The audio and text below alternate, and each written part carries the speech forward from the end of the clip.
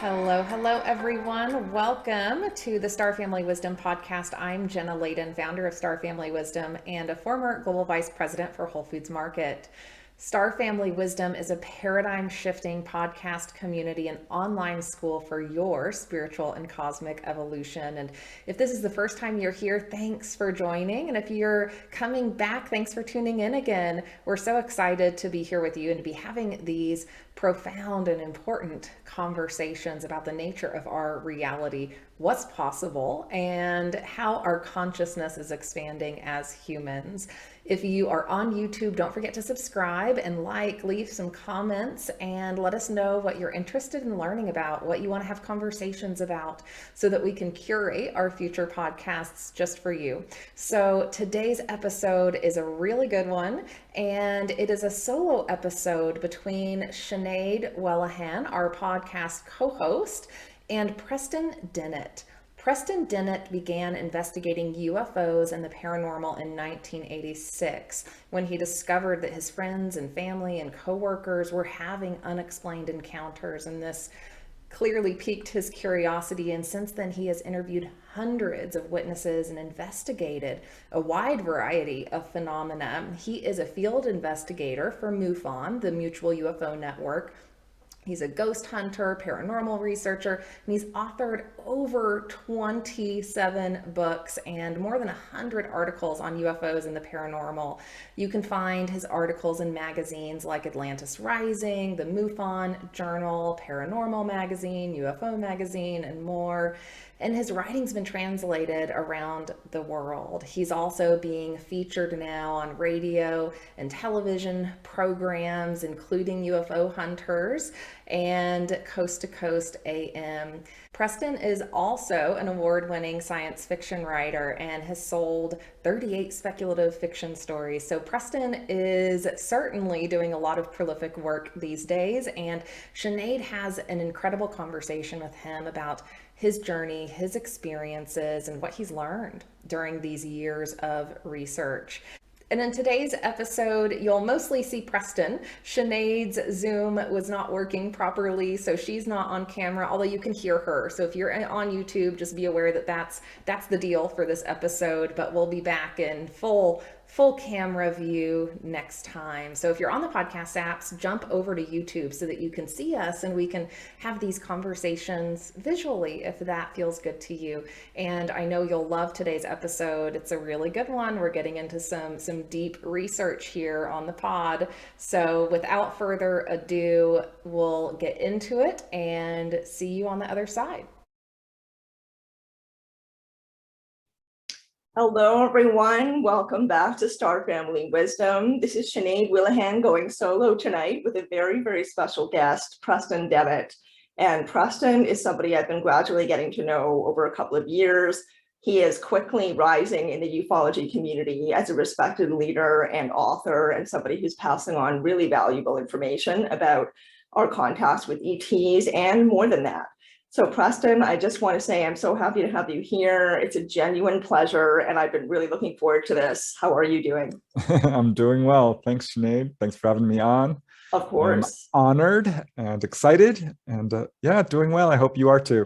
Oh, I really am. Yeah, I think it's an interesting time to be alive right now, and I know you feel the same. So that's something that we can discuss as well, is, why a lot of these interesting things are happening around this time, this particular time in human history, because of course there's a reason for that. So for viewers who don't know a lot about you, we did give a bio, in our intro to this episode to explain who you are and why you are important. I feel like you are important in the community. Aww. But I want to reiterate, yes, because you're somebody who is so prolific. I mean, you put out tons of material. You've written over almost 30 books. Is it 29 books now? 29, yep. Unreal. So 29 books, not to mention articles, drawings, and videos. And I mean, it's just an extraordinary amount of output. So you're somebody who I feel has a very grounded, warm, communicative approach. And you really want to highlight the stories of individual people and stories that are not the ones that rise to the top, like the cream in the milk, right? You look for the ones that are kind of just under the surface. Would you say that that's an accurate depiction? Yeah, Yeah, I am obviously not in it for the money or the fame. I don't. I don't even like. Speaking is hard. I Yes. mean, I don't get me wrong. I have fun with this. I really do. I think that's really been my motivation in helping people.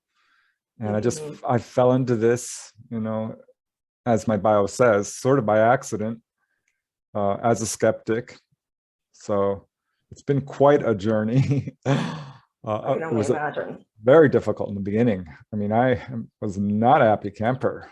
Finding out that all of this was real was almost scandalous. Mhm. I mean, because it wasn't taught in schools. My family members, friends were keeping secrets from me. I was mad. I was. I'm like, why didn't you tell me this? And they're like, well, you wouldn't have believed me, would you? And I'm like, they were right. I didn't. That's true. There's a time for everything. Yeah. But here I am 35 years later. It's crazy. I can't believe I've been doing this most of my life. Wow. Well, what's an example of one of the things that your family and friends knew that they didn't tell you? What's one of those things that maybe you wish you'd known or Well, all of it. I mean, to know that they're all having encounters and not just UFOs, but all kinds of stuff. But one that really struck me, I'm like, okay, this is it, was when my sister-in-law, who had seen a UFO and didn't tell me at that point, but had waited even longer to tell me that she saw grays, two grays while walking, near her home in Van Nuys. This was late 1970s, maybe early 80s. She was in college. I have to think about the exact date, but I have it somewhere, but I believe it's like 78 or so. And she was walking near her home in Van Nuys, California, late one summer evening, and Mhm. saw what she thought were two children standing in front of Stagg Street Elementary School, right under the spotlight. This is what she told me, right? She's an Mhm. artist, got a great memory, a really fine attention to detail. Mhm. And says she walked along the sidewalk. So they were right there, 10 feet away from her as she's approaching, looking at them, thinking, well, there can't be kids. It's too late at night. Why are they bald? They look so strange. And they're wearing jumpsuits, and gosh, their skin looks awfully white. Are they wearing masks? This isn't, Halloween. What's going on? And she got up right next to them, and they kind of swiveled and turned and looked at her. So they looked like they were floating a few inches off the ground. And when they looked at her, like they locked gazes with her, and she saw the big dark eyes. And she's describing this to me, and she wasn't, thinking grays. This was at a time when, before Whitley Strieber's book came out. Bud Hopkins' book was not quite a bestseller at this point, I don't think. Mhm. I'd bought the book Missing Time by Bud Hopkins, but it was a hardback by Richard Merrick Publishers, not Ballantine. Oh, yes. Okay. So this was at a time when it really wasn't being popularized in the media. And she had never read a UFO book. She did not know about grays. And I had, just started to learn. And so I'm like, oh, if she describes, she starts talking about the big head and the skinny bodies and the jumpsuits, I'm going to go out of my mind. Of course she did. And I'm like, oh, that sounds like gray aliens. She's like, aliens? And I'm like, well, yeah, I mean, what did you think they were? She says, well, I can't tell you. My belief system went right out the window because I knew they Wow. weren't human. I knew they weren't human, but she didn't want to think about it. Didn't Okay, see. so let me ask you something at this point. Did she, because I recall you telling this story before, I think it might have been when Grant Cameron and I interviewed you, but you're giving me more detail this time. So let me ask you, did she have this experience and then forget, as many people do, and then remember much later on, or did she always remember this? She always remembered. Okay. Uh, she didn't get any communication, didn't see any UFO. Her dog was with her. Her dog, Sarah, did not react. Oh. And she felt real overwhelming fear when, when they were staring right at her, and just walked away as fast as she could without looking back. I'm like, you didn't run? She says, no, I didn't want to run because then I would be losing control. I didn't want to panic. And so I just walked away as fast as I could. Wow. And that was it in terms of her having contact. But to hear her say this, her son, my nephew, would later see a UFO and perhaps have a humanoid encounter.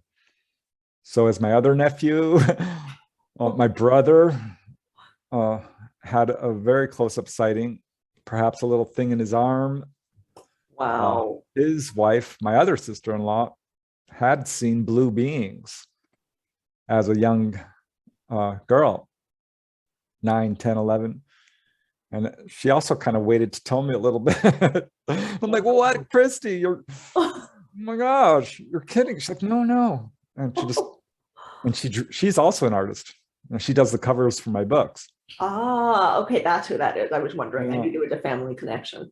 So she drew them out, and I've since shown them to other people who like said, oh yeah, I had these short, stocky blue beings with sparkly eyes in my room and flat faces. I'm like, can I show you a picture? and they're like, yeah. And they're like, oh wow, oh, that's very close to what I saw.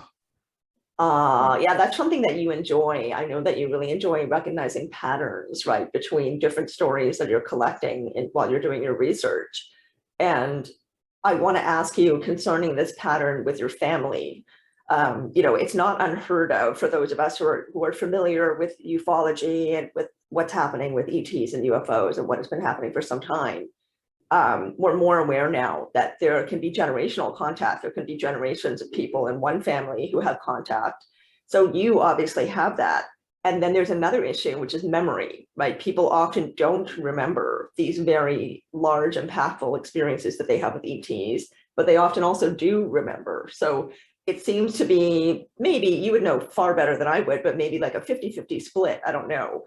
In your case, though, in your family, it seems like everyone remembers, and a lot of people have had experiences. Do you feel like with your awareness of patterning in the community and with these stories, is that common or uncommon for so many people in one family to have had experiences and to remember them?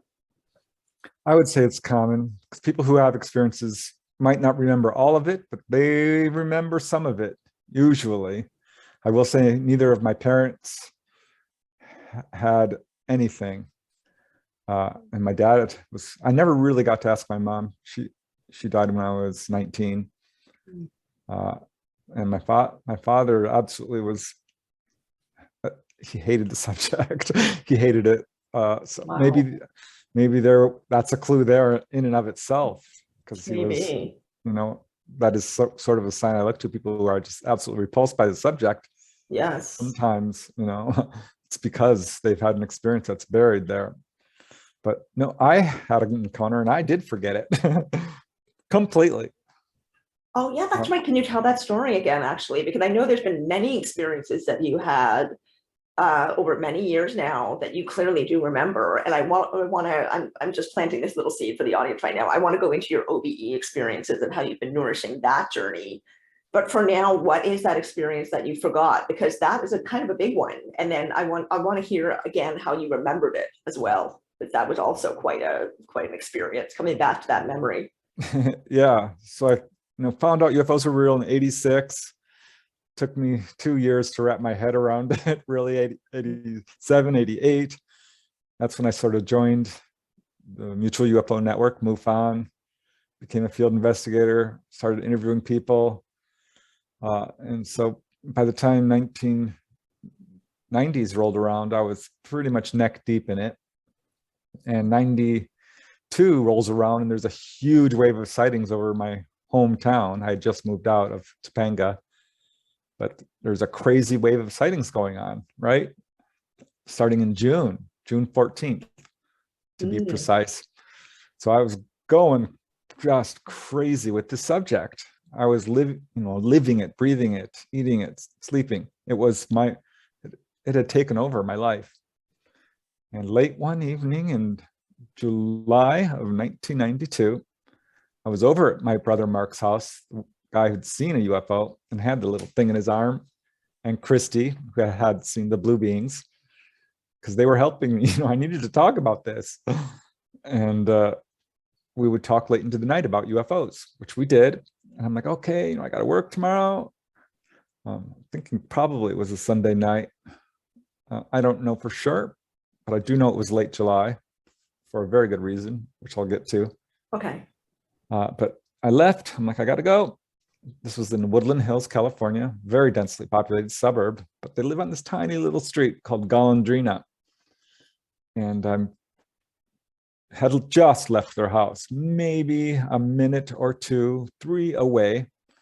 And I'm about to hit Canoga Avenue. And there's this hairpin corner that's very tight and very steep. So you can't go more than 2 or 3 miles an hour. I'm in my tiny little, I think it was a Daihatsu car. I've been trying to remember this, right? All the details. And I come around the corner and I look up to my right, and about 300 feet up there, I see what I first think is a bird. And looking at it, I'm seeing, well, that's not a bird, it's glowing. Maybe that's a firecracker, because it was, white and sort of round. And it came in an arc, a parabola, swooping down towards my car. And I'm like, well, that's no firecracker. I'm thinking firecracker because it's late July, maybe someone still has fireworks. And then it stops in front of my windshield. And it's a little orb, bigger than a golf ball, smaller than a tennis ball. Orange, well, no, yellow, white, solid, not terribly bright. And it stops right in front of my face. And it's, as close as I am to the computer. So 2 feet, Wow. I mean, it's over the hood of my car. It's right up against the windshield. Wow. And my sense is it's looking at me, because I'm looking at it and I tilt my head to make sure it's not a reflection, even though you know it's not. Mm-hmm. But your mind does something weird when you see something unusual. You don't jump to like aliens. You're like bird, firecracker, reflection, Right. Weather balloon. anything, please. I'm crazy, but no. I was clearly seeing this, and it stopped in front of my face, went to the left, to the right, to the left, to the right, and stopped back again, maybe 2-3 times. Right in front of me, and I'm like, oh my God. And this thing moves forward over the hood of my car, dips down, almost scrapes the cement on the road, and goes straight up. I remember I was gripping the driver's steering wheel, looking up through the windshield, and watched it go straight up and disappear into the, outer space, I guess. Wow. Wow, wow, wow, wow, wow. And I'd always tell people, well, that's my sighting. And I forgot it. I didn't turn around. I didn't tell anybody. It was gone out of my mind for several months. And I'm not even really sure. I'm sure it wasn't over a year. It felt like a few months, because one day I'm just, it just popped in spontaneously. There was no cue. I just remembered. Wow. So nothing triggered you at all. There was nothing that looked similar to it. Where were you when you remembered? What were you doing? Could not even say. Wow. It sort of just seeped in there in a weird way, where I don't know. Okay, well then what happened when you had this memory? So it starts seeping back in. And what is your reaction or your response to having this memory? Well, I remember all of what I just told you, so nothing new has really come out. Okay. But I was absolutely, unbelievably flabbergasted, shocked, amazed, delighted, super happy, actually. Okay. There was no fear, zero fear with this. Okay. And I immediately started like, oh my God, Mark, Christy, because who are really the only ones who would listen to me. Lots of them were profoundly skeptical. Sure. And I'm like, UFOs are real, guys. And I'm like, stop talking about that. And I'm like, yeah, and I'm going out of my body too. I'm like, don't go there. I'm like, but it's true. So they thought I was losing my mind. Sure. I mean, and it's interesting how, that is such a common conversation. Like those of us who are experiencers, we have to be, we might have to feel like we need to be selective in who we tell about our stories, because that's a very common reaction. But I find it interesting that people are so quick to say, oh my God, no, I don't go there. I don't want to hear about this. but they don't even know it. As far as they know, they don't even know what it is. So why avoid something that you actually don't even have a clue about in the first place? Like, that's kind of an interesting reaction to me, right? Not that it's not uncommon for human beings to reject what is unfamiliar and be afraid of it. That's a pretty common practice with human beings, but still it's this sort of knee-jerk reaction, that people just don't want you to talk about it right away. They don't even want to know, they don't want to ask a question. That interests me almost as much as the opposite of that, because there's got to be something going on there. And earlier you were alluding to people who have a great deal of discomfort with ET subjects, possibly having a repressed memory or repressed experience or something like that. What have you found any commonality in stories that reveal what it is that people might have experienced when they have that kind of a response? Is it commonly abduction? Is it, dreams? What comes up in your research when you look into that question?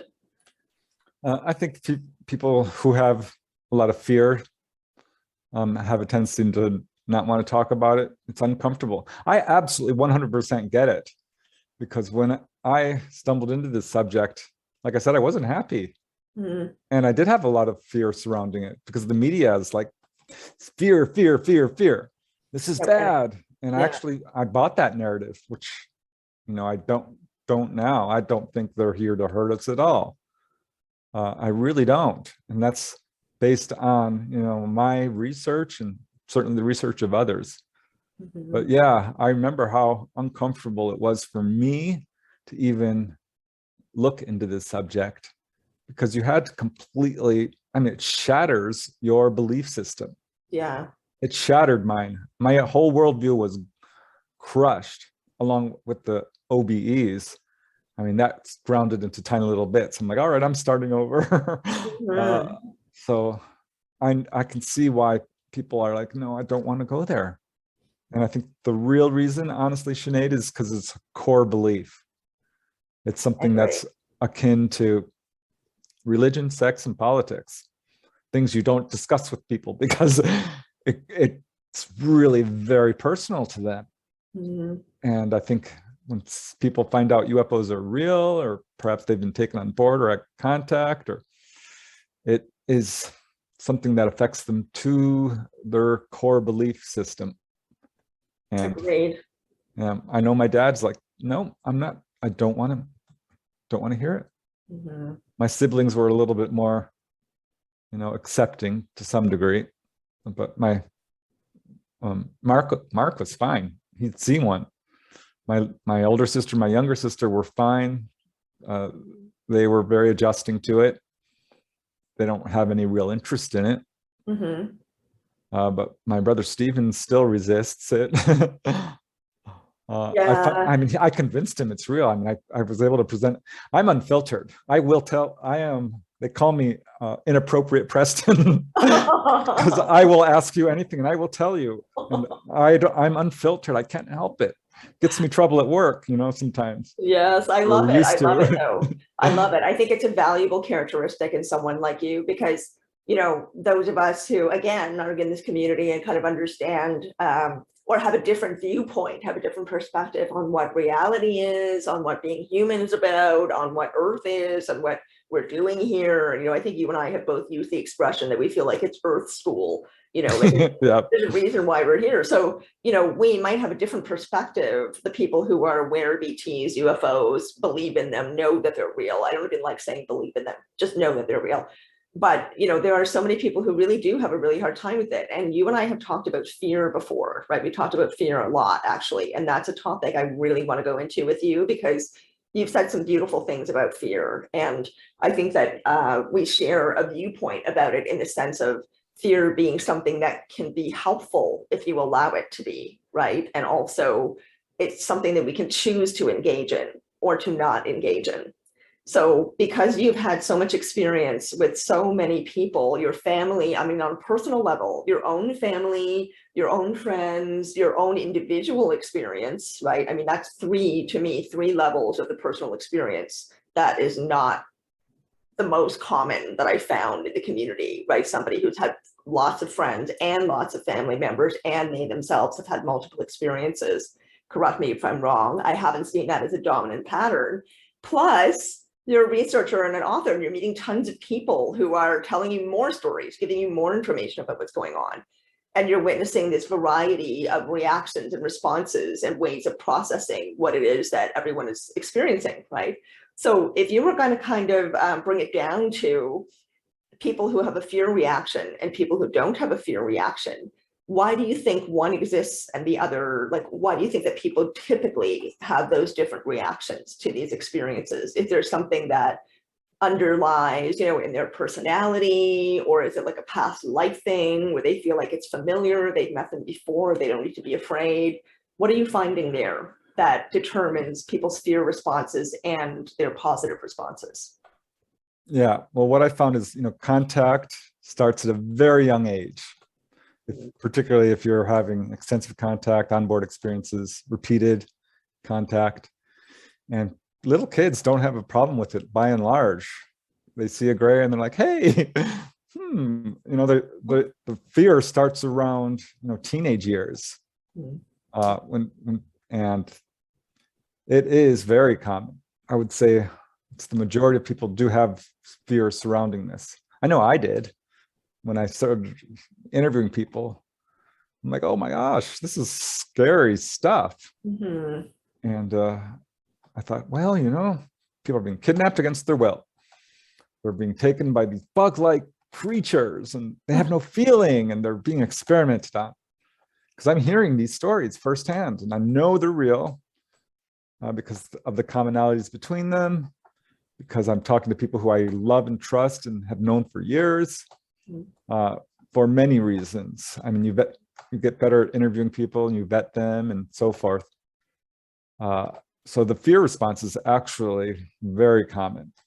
And I came to realize that fear is a guiding force in our lives. We really kind of just behave and are somewhat controlled by our fears. Agreed.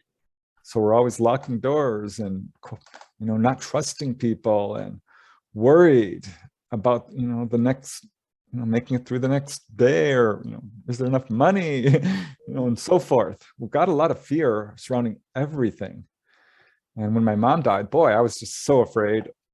I was living my life in complete fear at that point. When the UFOs hit me in the OBEs, I was a pretty fearful guy. Very materialist too, very analytical and scientific, didn't believe in any of this stuff. And the fear just got so exhausting, I couldn't take it anymore. And the OBEs helped me because the fear that we have is largely fear of death, fear of extinction, fear of being hurt, fear of the unknown. Mm-hmm. And I started to just get over it in a personal way. And it's very much a spiritual journey. Facing your fears and overcoming them is, I could not agree more. It's unbelievably, growth inducing and enlightening. And I still agree. Yeah, so I started having OBEs. I'm like, oh, there's no death. And that was amazing.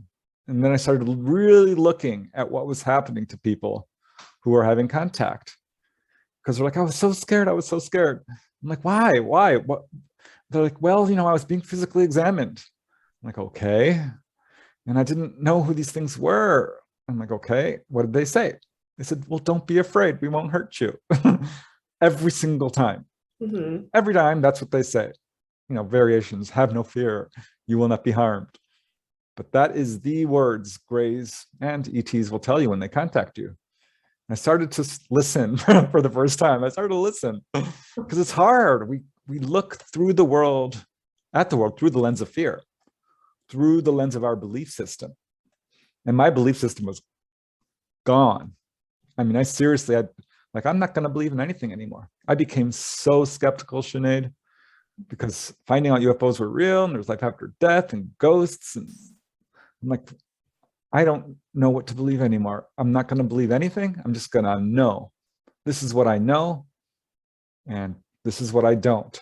There's a difference between belief, faith, and true experiential knowledge. Absolutely. A huge difference. So that's what I started to build on. And doing the interviews, I'm like, okay, what actually happens to people is very encouraging. And I couldn't find anyone who says, oh, these ETs are, well, I won't say anyone, but it's somewhat rare. The vast majority of people I interview will not tell me that they think this is evil. Often it was very hard, particularly in the beginning.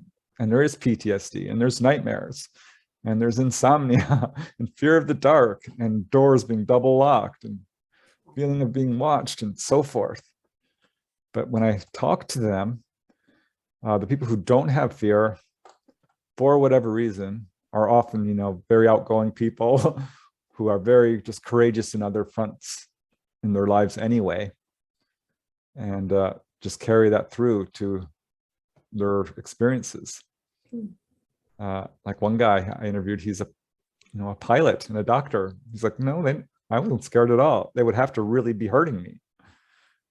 And I always ask people, well, did they actually hurt you? I'm like, well, no, it was scary. They were doing stuff to me. Occasionally people will report brief instances of pain, which is almost always quickly relieved. Yes, because the beings seem to sense that the person is in pain and then give them something to take the pain away, right? Or Right. not give them something, but I mean, do something, or something occurs to take the pain away. Yeah. Yeah, but the scariest thing is being physically examined. Every time I interview people, they're like, well, they examined me. I'm like, well, yeah, this is, doctors do this every day. And we don't like going to the doctors very much either. People are scared. So I don't know. I think the fear is largely coming, it's our own fault. It's our own slow spiritual growth. We have a fear we're trained to fear, with all the divisiveness and corruption and greed and racism and war and starvation and what have you. So fear, overcoming fear is a big deal. And when people who are having contact overcome their fear, boy, do things change. It becomes a very spiritual experience for people. Very, well, not only spiritual, mentally enlightening, physical too, in good ways. As you may know, I wrote a book, The Healing Power of UFOs. I do know. 300 documented cases. That's what because I got healing cases right off the bat. I thought, they're healing people. But you were talking about, we can edit that, so don't worry about that. But you were just mentioning that ETs heal people, and that you wrote a book where there's 300 cases of this. And of course, we know there's many, many more cases than what you were able to gather, even though you gathered such a huge number. They're everywhere. They're all over the world. They're in many other countries. And we hear from many experiencers and children who are experiencers that ETs give them messages that they want to help us. They want to participate in helping our awareness and appreciation of our planet and of the this incredible earth that we live on, that really does provide everything that's necessary for life for everyone. It's really human systems that prevent that from happening. And ETs see much more potential for us than perhaps we see for ourselves. So the data reflects that as well, doesn't it? Right? Your own data shows that. Ray Hernandez's free book, which of course is a very well-known resource, shows that while people may initially have had terrifying incidences of contact with ETs, which makes sense. I mean, just looking at them, it's something that is completely unfamiliar to us. Our brain does not know how to make sense of looking at something that is so totally different than what we're used to. So even on that very mundane level, the terror or the fear makes sense. But then eventually, the data shows that eventually these people see benefit. And as you were saying, it becomes very spiritually enriching for them. It really helps them develop who they are as a person. So I want to ask you about that. What do you find that people benefit from as a result of these contact experiences, whether or not they were initially fearful and afraid, or whether or not they were? Eventually, over time, it seems that across the board, people experience benefit, they experience growth, they experience all kinds of different things. So what is it that you are seeing that are the strongest evidences of the benefit that people are having from this contact? Yeah, well, I will preface this by saying not everyone's happy about contact, because some people just feel like it was a violation. They really do. And They say the only growth I've experienced is facing adversity, which is growth, but not the kind of growth you really want. Yeah, you made it through a very scary event, but it wasn't fun for you. And I respect that. And I'm not going to say contact experiences all puppies and rainbows and lollipops. And yes, that's 'cause not fair, and it's not realistic and not respectful. I Yeah. totally agree with you. Thank you for saying that. yeah, people do have a lot of fear, and it's not necessarily a fun experience for them. Yeah. And perhaps some experiences are negative. And a small percentage of the people I interviewed feel like this was bad, period. Mhm. But most no. And it's somewhat of a mixed bag because there's a lot of fear. But eventually, or sometimes initially off the bat, but often eventually, and I think this is supported by other researchers like Edith Fiore, PhD, John Mack, MD, Barbara Lamb. She has initials after her name too. MFC. Just important to say that these people are, not uneducated like me. I have no initials. But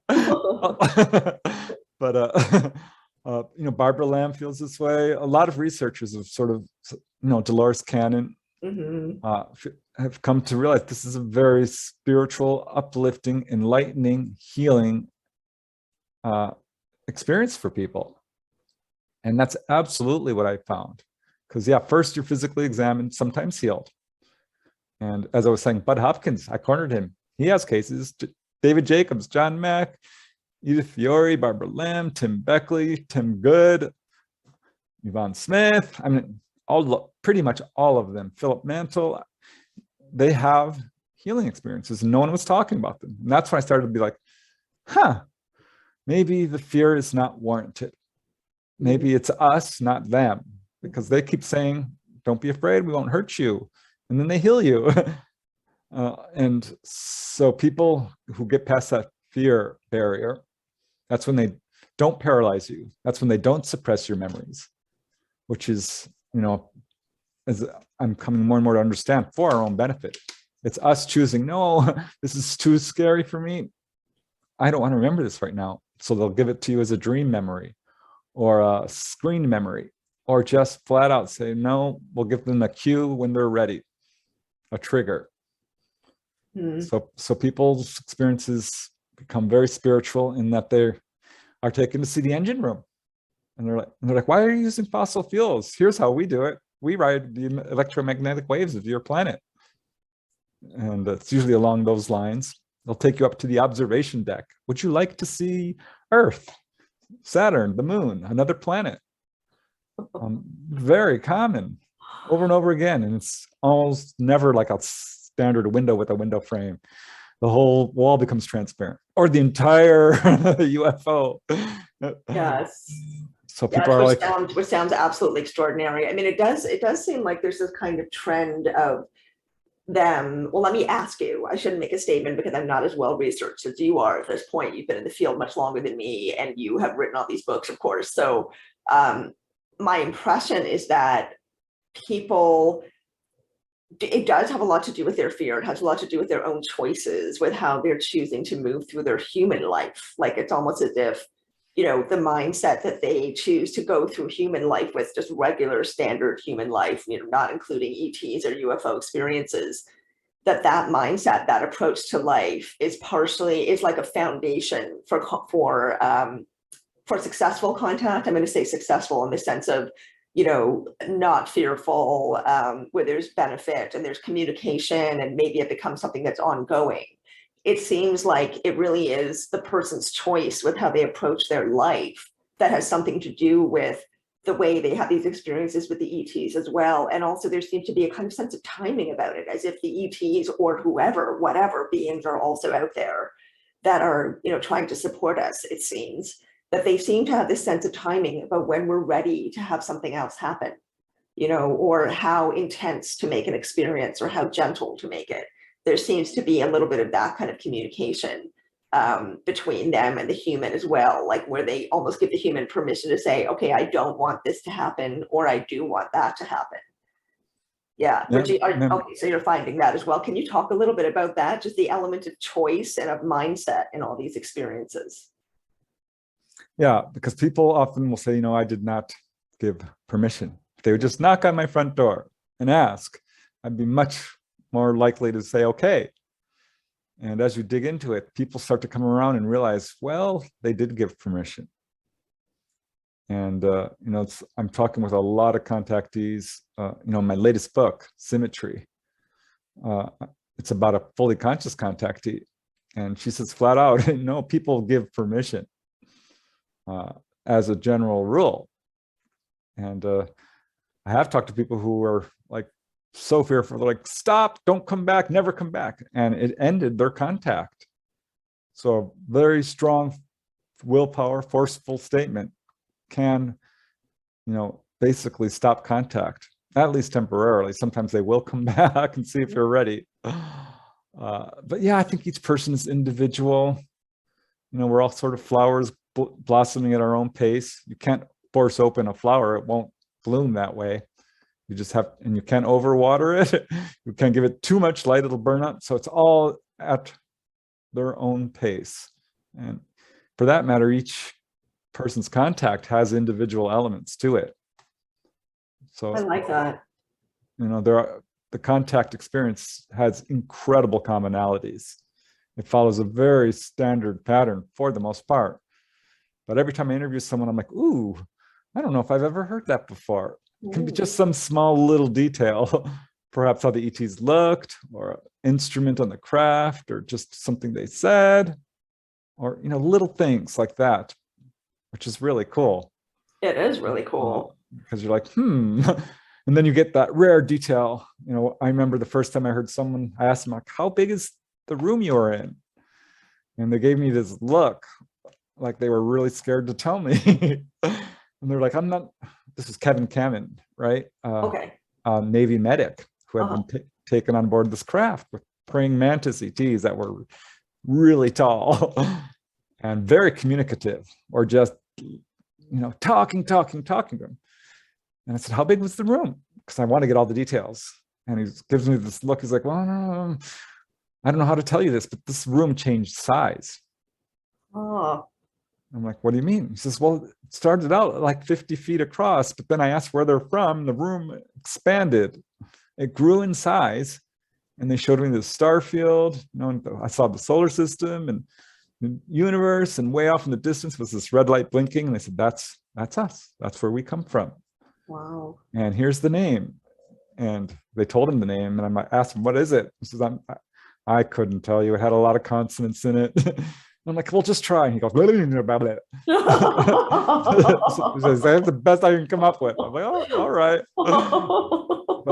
But to hear him say the room changed size, I was like, ooh, that's what another guy told me. He wrote the book Black Triangle Abduction. His last name is Foster. His first name is escaping me. But I talked to him, and he says, oh yeah, the room changed size. And he asked ETs, how big is this thing? And they looked at him and laughed. They laughed, a gray laughed, and said, oh, it's as big as we need it to be. Interesting. So these are little details, which I love when I get those little patterns.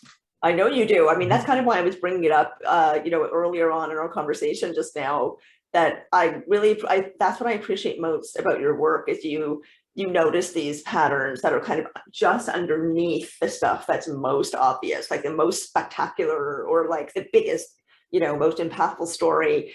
You see things that are underneath it, or what's a better expression I can use? You're turning over every stone. You're not just looking at the ground and seeing the stones, you're picking them up and looking at the bottom of them, right? It's kind of like like seeing the back of your bureau, right? Like nobody ever sees the back of their furniture, but it's always there all the same. And you're somebody who I see as doing that. You take it the extra mile and you go and look behind things and underneath them and see these details that other people don't recognize. So on that note, you've been posting on Facebook recently about alien books showing up in people's experiences. And that's one of the details that makes me happy that you found recently, because I get to benefit from all the research you're doing on it, of course. So maybe you can share a little bit about that, because that is directly relating to what you were just talking about, these incredible aspects of bigger stories and experiences that people have but these details are kind of mapping for us the patterns of experiences people have and why they could be occurring. So what can you tell us about these alien books that have been showing up in people's experiences? Yeah, well, in my latest book, Symmetry, which is about Dolly Saffron, she had that experience. Mm-hmm. And she hadn't told me. I was just talking to her. I'm like, what else happened? Tell me this, tell me that. She had a lifetime of experiences. And I told her, we talk about other people's cases because she has stayed away from the UFO field, has not researched it. She's having these experiences herself. So she just said, no, I'm not, she just hasn't looked into these things. Okay. And I mentioned that Betty Andreasen had been given a blue book. Betty Andreasen, the contactee from Massachusetts. Her case was investigated by Ray Fowler. It's very well known in this field. Mm-hmm. And she was given this blue book by Quazga the Gray, which was a very spiritual book, she said. It had spiritual wisdom in it and glowing white pages. And Quazga said, you can keep this. Don't show it to anyone. It's for you only. We'll let you view it for a couple of weeks. Oh my God.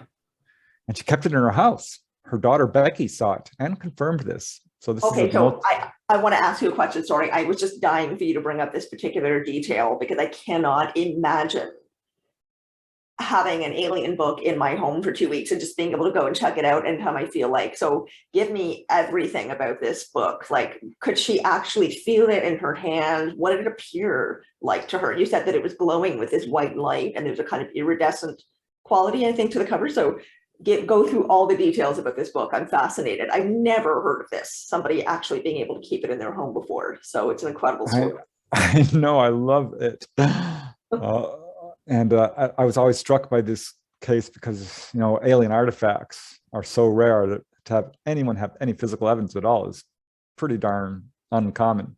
Mm-hmm. And so she had this book. It was confirmed by her daughter. Her father saw the ETs as well. And this is a very well verified case. And she was handed this book during this one initial encounter where the ETs came into her home. This is back in 1966, I believe, 67. And they handed it to her. And she put it in the closet. And, then off she went on her ET adventure where they put her in this little decontamination device, which I've heard before. Dolly describes it. She had, it's a long involved encounter. But getting back to the book, she came back and remembered the book and pulled it out. And there were other people, so she quickly put it back. She didn't want her family to see it. But she finally pulled it out a couple of times, 2 or 3 times, and looked through it. She said it was very thin. Okay. Not a lot to it, but it was a regular sized book with a sort of bluish cover, just solid blue. I don't know if she said it was iridescent or not, but she may have. There's something about the color, like it just doesn't look blue the way we see blue, right? Yeah. Yeah. It was a solid blue book, very thin. And she opened it and it wasn't paper pages. This was like something else with a glowing white light, which, I found other cases, but that matched that. But that time when I read that, I'm like, wow, this is crazy. And she saw weird symbols, which she tried to describe. I don't believe she ever drew them out. I looked, she may have, but I couldn't find it. Okay. But she did, see the first 3 pages were just glowing white. And then there was some symbols and other stuff. And Quazga told her, this is the book of spirit. It has information that will be helpful to you. Don't show it to anybody. It's got information that could be dangerous to other people. You have to be at a certain level of spiritual maturity to grasp this. It can only be grasped through spirit. It's about nature. Love is the answer for man, is what Quazga told her in relation to this book. Mm-hmm. That's beautiful. And she did show it to Becky at one point, and Becky remembers. She says, "Oh, I remember they handed this to you, right?" And her mom's like, "Yes, they did. Be careful. You can't tell anyone about this." And she went to look for it one day and it was gone. And so I told this story to Dolly. I'm like, I don't suppose you had any experience like this. Because at this point I remembered, Betty Hill. I don't know if you know the Betty Hill story, but Betty was leaving the UFO and said, oh, could I have something to prove? and the guy's like, sure. What do you want? And she's looking around. She's like, how about that? And on the counter was this book. And gosh, did she describe the color of it? I don't know if she did describe the actual color.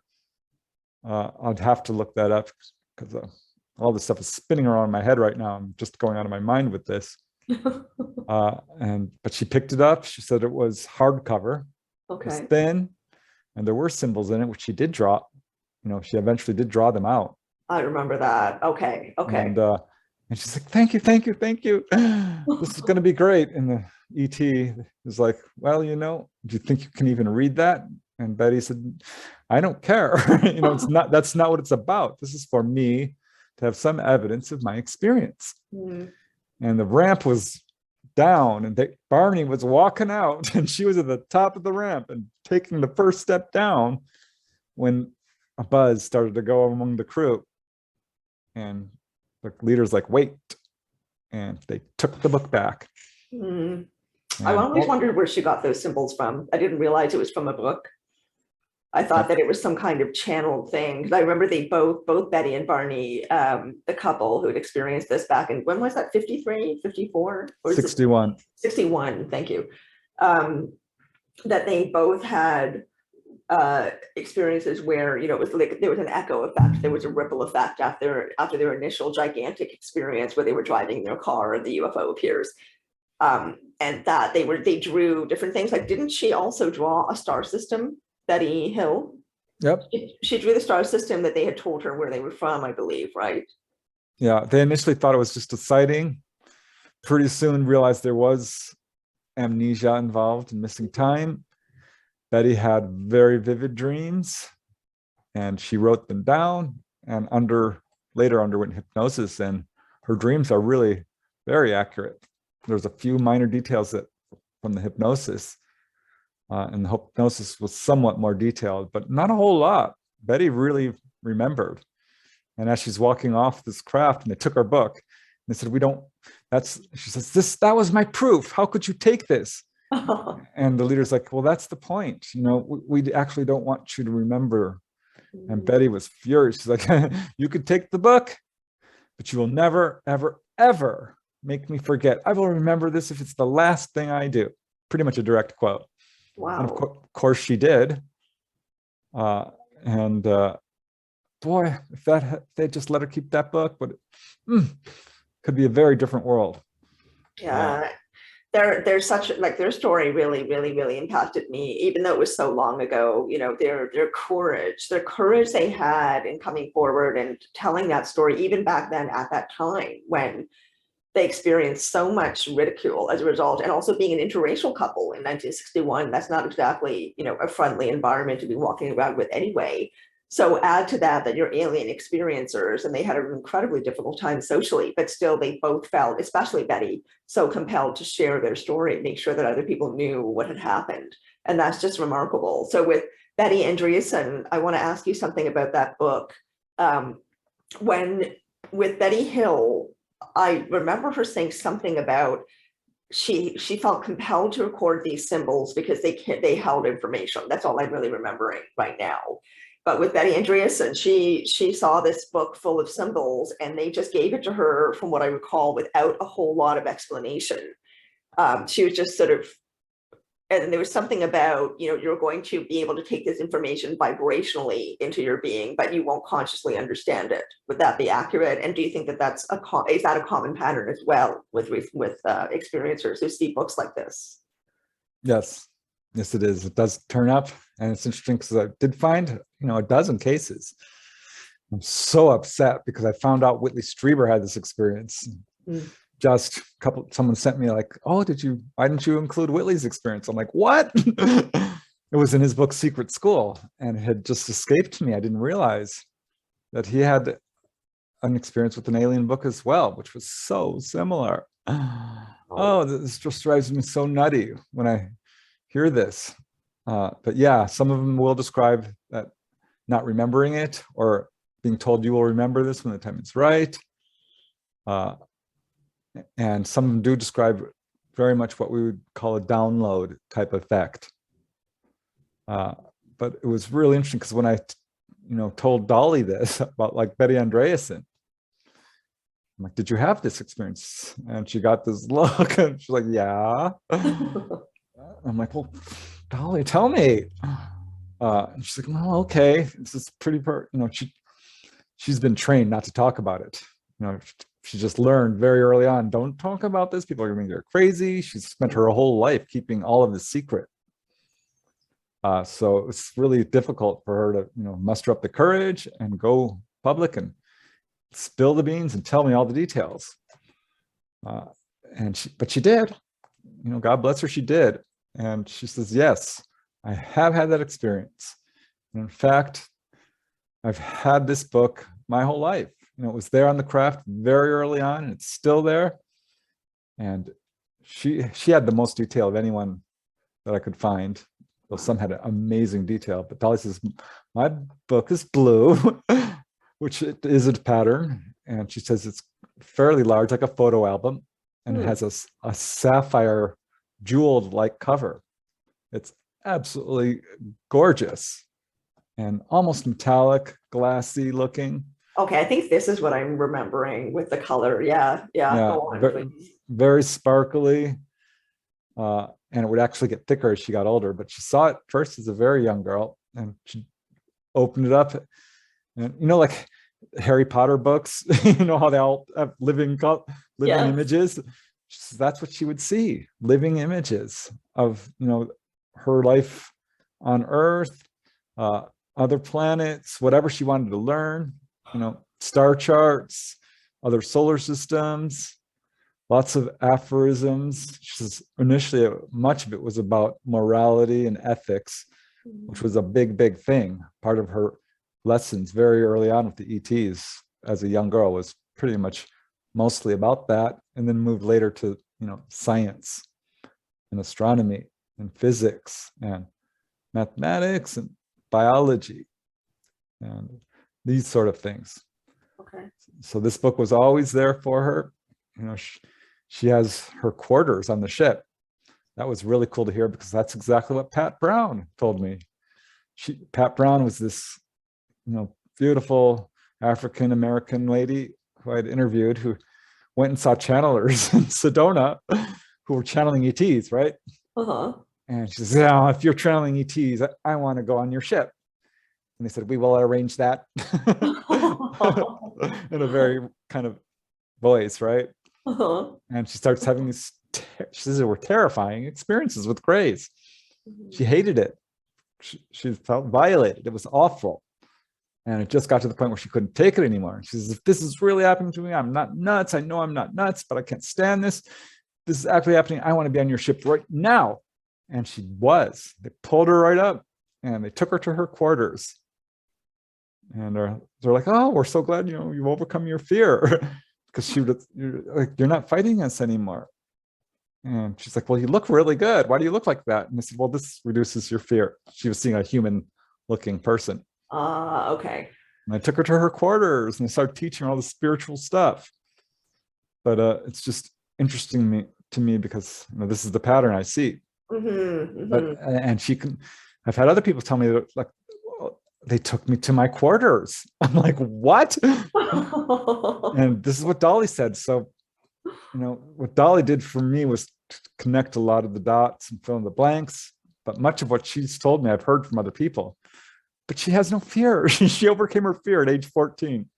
Wow. But wait, I'm getting off track. So she has this book, and it gets bigger and bigger as she gets older. And once she tried to take it off the ship, got in big trouble. And she says it disappeared, right? She left the ship right as she got home. And she was furious. And so were they. They said, what are you doing? You have very nosy people you live with in your family. This book contains very sensitive information that's meant only for you. you should not have done that. And she's like, oh, I'm sorry. And she, as punishment, she was not allowed to read her book for a full month. That must have been really hard considering how incredible that thing sounds. I mean, if I had my own Harry Potter book, I wouldn't want to let go of it either. So that must have been very difficult. And she says, she says you do. She says we all do. And that it's related to the Akashic Library, which I thought was really fascinating.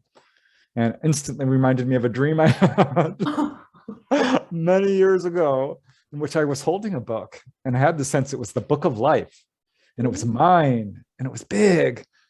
And I don't remember where I was. It was a dream, right? But a super vivid dream during this whole OBEs that I've been, we haven't really gotten into. But yeah, I have a lot of OBEs. We're going to get into it. I think it's related to it. But so I opened it up, and I'm like, whoa, there's what white glowing pages. Very white, pure. Like looking into the white light of the near-death experience, right? Yes. Of the other side. And the images are so super real, almost holographic and moving. And I'm like, wow, and so detailed and like all about my life or life on Earth. I couldn't really tell you, but I found so many cases like this, Sinead. Jeff Selver sent me his book. He is a recently out of the closet contactee. I'm just hearing about him myself. Yes, please tell us about him. Yeah. He wrote a book called The Rising. He's from Canada. And I'm really enjoying his book. Good. He has some very extensive experiences, not a lot of fear. And it's just really, I love the firsthand stories. Because so much out there is speculation or let's face it, outright disinformation, nonsense, or rehashes. But his is new information. I feel like he's trying very hard to tell it like it is. And I'm like, gosh, I think I remember he had a book that he saw. So I ran, I just kind of a flash of insight because I'm researching the books, right? Alien books. So I run to I'm like, I have the book on my kitchen table, dining room table. I'm paging through. I'm like, oh, here it is. And he described it as being, I think he said it was brown in his case, but the ET pointed to it. The elder, he calls the gray looking ET, says, gives it to him and says, you need to read this. And he's opening it up and he says, it was very holographic and much of it he couldn't remember, but after paging through it, the gray came up to him and did a sort of download, touched his head, said, you must remember this and you'll remember it when the time is right. And he did. And he devoted the last chapter of his book to it. The whole last chapter is the contents of this alien book. And so he remembered it. Wow. He remembered all of it. That is extraordinary. Okay, sorry, please go on. I just had to exclaim. That's amazing. Yeah, it was awesome. So I skipped the last chapter, which I almost never do. I had to know. And I don't want to give it all away. I couldn't possibly, but it was spiritual information, which was about the importance of love and how perception affects reality and how to levitate, which I thought was fascinating because I wrote a book on levitation. Many contactees have actually physically levitated. When I asked Dolly about that, she's like, oh yeah, that happened to me. I'm like, oh, here we go again. So amazing, but just really deeply spiritual information and worth reading. So yeah, Jeff Selver, Selver. I will remember that. We'll include it in the show notes as well for our viewers. Had this experience and describes it in detail. And it was really cool because he was able to really bring back a lot of the information. Whereas, Richard Boylan, a researcher who I believe has passed away, but wrote a book called Close Extraterrestrial Encounters, which was really one of the first books to paint the contact experience in a positive light. So good going, Richard Boylan, for doing that. PhD, by the way.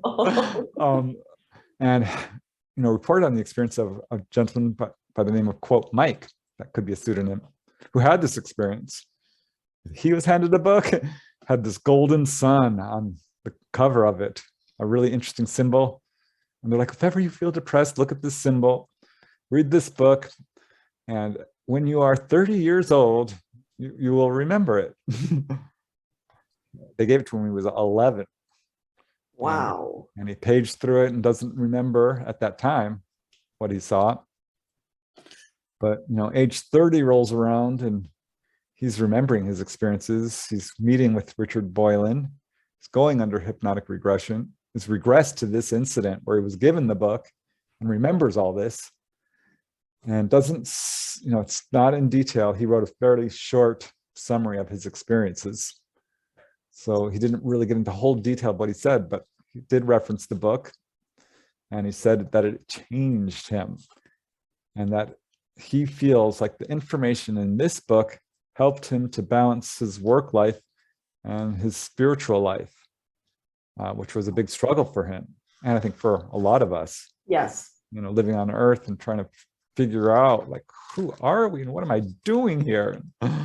How did this happen? And why is life so hard? Yeah, I think this is something you and I have also talked about in a previous interview or conversation, that it often feels a bit like existing in two dimensions. Like you've got one foot in one dimension and another foot in another dimension. And it's like, or two surfboards and you're on the ocean and you're trying to keep your balance. It feels a bit like that to me, and perception, the fact that they mention perception being incredibly important. That's something I want to ask you about as well, because the way that people communicate their experiences is, of course, just as important as them having the experience and talking about it, right? And as you were pointing out before, we have been sort of trained or conditioned to be very fear-based in how we approach most things, let's say, in life. And so these are people who are trying to face their fears and investigate what happened to them and understand it and then communicate that to people, which I see, and I know you see this as well. And this is a big part of the reason that I really value your work and your books, because it is directly in contradiction to the mainstream message that comes from film, that comes from television, although it's changing now. But, for a very long time, it was basically, aliens are evil and they're going to come and take over the earth. Like they're going to make us their slaves and they're going to take us over. And life as we know it is over. It's going to be awful and violent and traumatizing. That's really been the main narrative when it comes to so-called aliens, in film, in books, and television. So when you're work like yours and work like the people that you're talking about, including Dolly Safran, who's, I know it has not been easy for her to come forward after so many years of trying to just have her experiences and avoid getting involved in conversation about it. But these are people who are being very courageous and who are really also providing a different narrative, providing different opportunities to understand these experiences. And it seems like that stream of knowledge and that stream of information, these books, interviews, articles that people are giving about their own experiences, or, or researchers like yourself, that stream is widening. There's more and more people who are willing to share and able to share and want to participate in a different kind of dialogue about what's happening with Earth and ETs and UFOs and also many other paranormal topics. So I would love it if you could speak to that. And as a touch point, maybe what you were saying earlier about how, you first started having OBEs when you were a very fearful person. You were incredibly fearful. And that's when you started having those experiences. That cannot be a coincidence, So this is all tying to facing our fears, the fact that all of this stuff is here for a purpose to help us grow if we choose to do so. So can you speak to this sort of new way of approaching or emerging new dialogue that's coming into the field more and more as people open up and as people connect more and realize, oh my God, I'm not alone. There are millions of people all over the world who are having these experiences. And thank God we're able to finally come out and share it. But it's coming out in mainstream media now. It's coming out. I mean, this is really an increasingly validated topic. So it's really fascinating to be alive in this time and witness all of that. What do you think is going on? Why do you think that this is happening now at this time? Yeah, well, I think we're at a critical period in Earth history. And, it's not just me thinking this. I mean, mainstream scientists are like, well, our environment is, becoming very damaged. Mhm. You know, we're chopping down the forests. We've polluted our oceans, and our rivers is a garbage dump that's massive. You know, there's plastic in almost all living creatures on this planet. And it's, you know, our wars, we've got the power to completely destroy our planet with nuclear proliferation. Mhm. And I think this is really what we're looking at here, why there's such widespread contact, which really is historically unprecedented. We know ETs have been around forever. Yes. I mean, for millennia, which is an important fact, because really, are they going to take over now after thousands of years, and they've always been here? Like, now, really? Yeah, Okay. it's like flicking a domino for them, right? I mean, it's too easy. If they really wanted to do that, they could have done it anytime. Yeah. Yeah, just an important point. But I think what we're looking at is widespread contact being initiated because of largely the atomic age. It coincides pretty much precisely 1940s. So when we started exploding nuclear bombs, and that's when we, you know, 47 was this huge super wave. It was Roswell. It was sightings worldwide. That was initially just sightings. Yes, there's contact throughout the Middle Ages and the Renaissance era and ancient history, and some waves of sightings, but never like, you know, modern times. And we're seeing a new level of activity where it's not just sightings, it's landings. It's people being taken on board in large numbers. Mhm. That I cannot completely speak to that because I'm not really a historian, but we don't have really good evidence of widespread onboard experiences. And it could be because there wasn't a lot of education, wasn't the communication age. You know, a lot of people couldn't read and write. So perhaps there was, you know, widespread contact, but I don't think so. I think that what we're seeing is largely historically unprecedented due to the fact that we have reached a critical point where we do have the potential to destroy our planet, to destroy all life, to hurt each other to an irreparable degree. Mhm. And the ETs are like, here we go again. You know, it's another Atlantis, so to speak. And we're not, you know, let's do what we can. We can't step in and take over.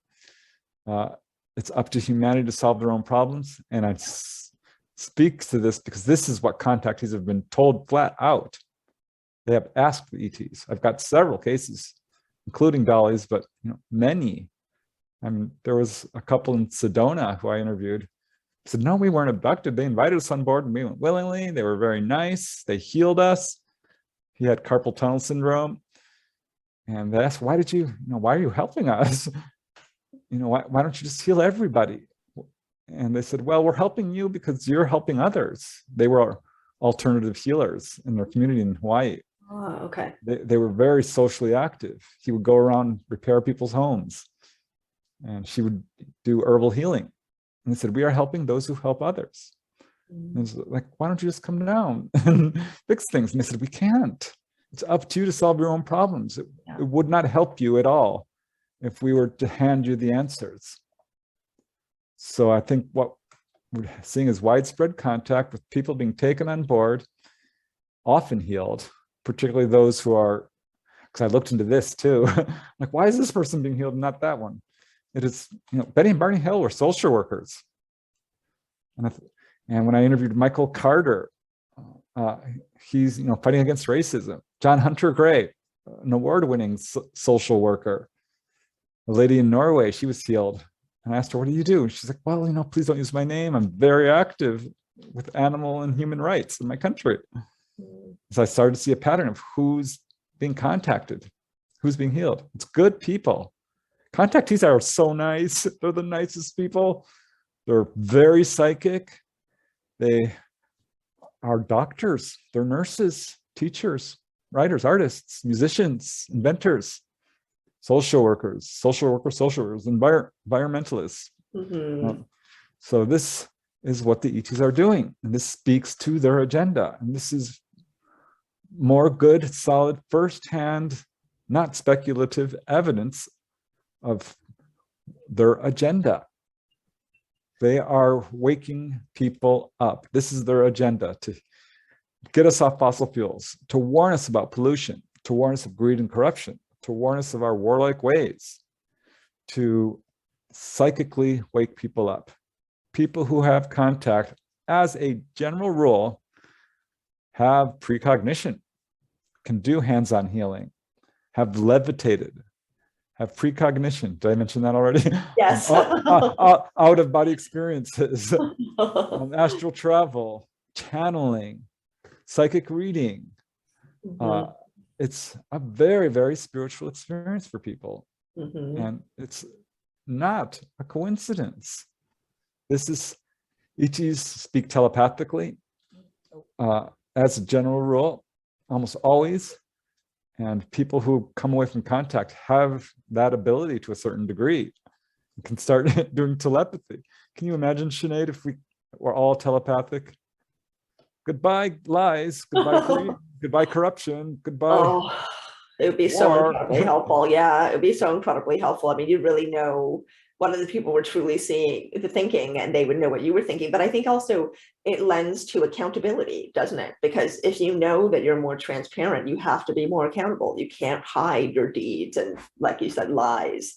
So yeah, I mean, and the fact is we are all telepathic. I mean, I've spoken to a couple of people recently who were guests for our show that have said that, you know, telepathy, and I relate to this. I don't know how many people do, but from what my experience has been interviewing people for a few years now, this is a common reaction that people go, oh yeah, I've had telepathic moments, or I had this one time with a friend where we just knew exactly what the other person was thinking, and we both have never forgotten it. You know, I mean, I think many people have had experiences like that. It's just that we're so trained to brush them off, dismiss it as a coincidence, you know, as something cool or funny or weird. But it takes a certain kind of receptivity and a certain kind of listening and a certain kind of sensitivity to be able to take it further and see it as a lesson or a doorway that you can walk through to something more. And I feel so excited personally about the fact that, you know, we're living in a time where, as we were just saying, so many more people are coming out of the woodwork and sharing experiences. More books are getting published on these topics. It just seems like more mainstream validation. Not that we need the validation of the mainstream, but it is important in terms of a bridge, right, to get to people who may benefit from this kind of knowledge or information, you know, even if it just plants a little seed in their consciousness. And so it's important that it does get out into so-called mainstream news or media or whatever. And it's getting there now too. The Washington Post, the New York Times. I mean, you know, this is big time, right? So we're living in such an amazing time of human development. And this is something that I wanted to ask you about with regard to love and that message that is so pervasive with the ETs. You have received it, I have received it, you know, it is definitely, in my limited experience compared to yours again, the number one message is love. The number one message is, you know, become a more heart-centered, heart consciousness aware person and live your life like that as much as you can, because it translates to all the problems that you were saying humanity has, our treatment of the earth, of animals, of each other, of children. It all is a lack of sensitivity, a lack of compassion, a lack of heart consciousness, essentially, right? So here we are living in this weird third dimension, which is incredibly dualistic. And that is the natural order of things, it seems, in this dimension, that the natural balance is duality. So on one hand, we have love, and there's a lot of love in our world. There's a lot of love in our reality. You know, everyone hopefully has experienced love in their life, you know, a friend, a pet, a parent, a teacher, doesn't matter. But then we also have the worst of humanity in the other side. So in the other hand, so let's pretend that we're looking at, like, I forget what they're called, but one of those, a pendulum. Okay, so the pendulum has these two extremes and they exist together. And we're trying to get to that middle place of balance, of centeredness, of awareness, where we're not too swayed to one side and not too swayed to the other, because we also can't live in a state of elation. And as you put it earlier, rainbows and puppy dogs, that's not a realistic way of living either, right? Other than being pessimistic. So in your knowledge and your experience, both personally and otherwise, what do you think that people need to do to experience more love within themselves and be able to participate in sending that vibration out into the world? Because I know OBEs have done a lot for you in that way. Maybe you can touch on that, but what would you suggest to people that they can practice, or, a mindset they can carry with them to help them nurture that fire of love that we all need to be sending out right now? Yeah, gosh. I think people almost universally will agree that love is, a huge, powerful force. It is, one of the biggest forces in the universe, and that love is important, and it's a great thing. If you talk to people who had near-death experiences, almost always this is what the message is. Yeah, love, allow love to guide your actions. Love and knowledge is where it's at, which is the same message from the ETs. And I think for people who are here on this planet, it's difficult because we have a lot of fear. We have a lot of issues we have to deal with. But I think it's very important that people recognize that, one, death is a lie. It's not true. It just doesn't exist in the way it's advertised. My analogy is it's like moving to Hawaii. It's like the best thing ever. I mean, it really is. And that goes, that's what I learned from the OBEs.